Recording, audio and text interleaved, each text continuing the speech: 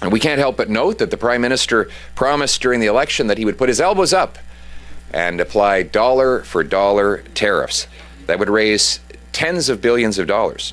Now, let's be clear. He said that it would raise $20 billion this year alone, and he published that in a platform released after he had quietly eliminated most of those tariffs. So how is he going to make up the money? And why did he put his elbows down when he said they were up? All right, guys, back with another video.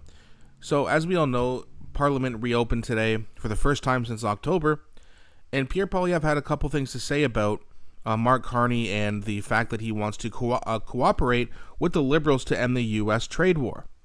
And then he also has some other interesting things to say specifically about Mark Carney. Let's have a look, and then we'll talk about it after, like usual.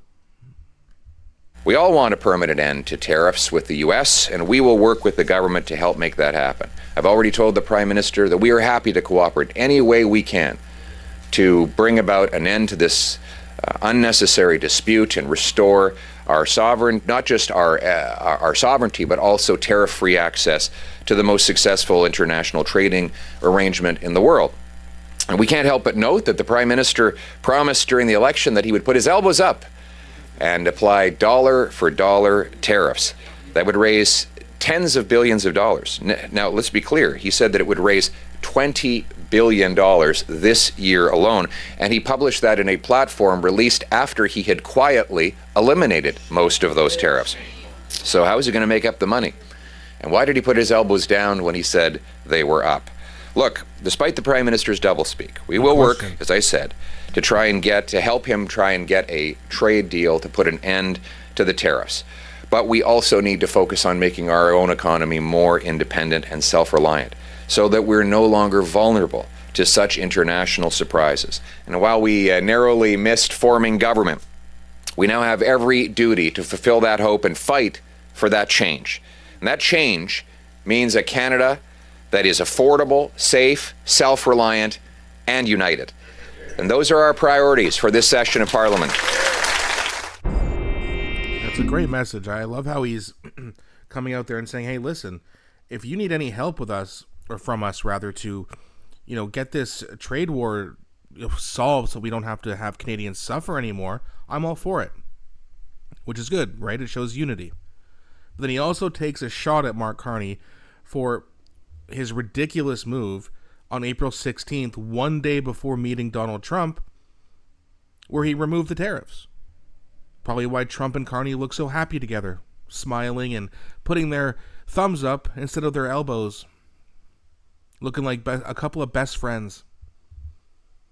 So you know what? Good on Pierre Poilievre for this. I think this is a good message. Of course, whether you're a fan of Donald Trump or not, no one in Canada is going to like this trade war. It's going to take jobs. It's going to make things more expensive. No one wants that. But as Pierre Poilievre has said many times before, that we have become way too reliable on the Americans. We need to have a good relationship with them, but let's not be as reliable. Let's open up other avenues of trade, which I think is a good idea. I think both parties agree with that. But Pierre Poilievre, he seems like he's getting back to himself there, where he's got that that smile on his face, where he's talking about the ridiculous lies of the Liberal government and their promise that they clearly broke, and most people I don't even think realize it.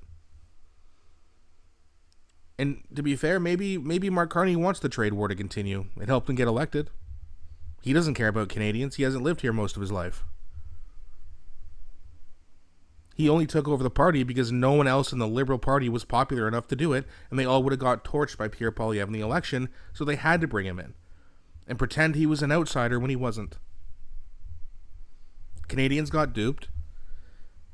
Pierre's sending a good message. And now that Parliament is underway, I don't think they had question period today, but I think they're going to have that tomorrow, and you're going to see Andrew Scheer, for now, just continually blast Mark Carney, asking him a lot of questions, holding his feet to the fire, holding him accountable as he should, and then when Pierre Poilievre comes back, which likely will be in the fall sitting, it'll be his turn. And I can't wait for that, and I'm sure most of you can't either.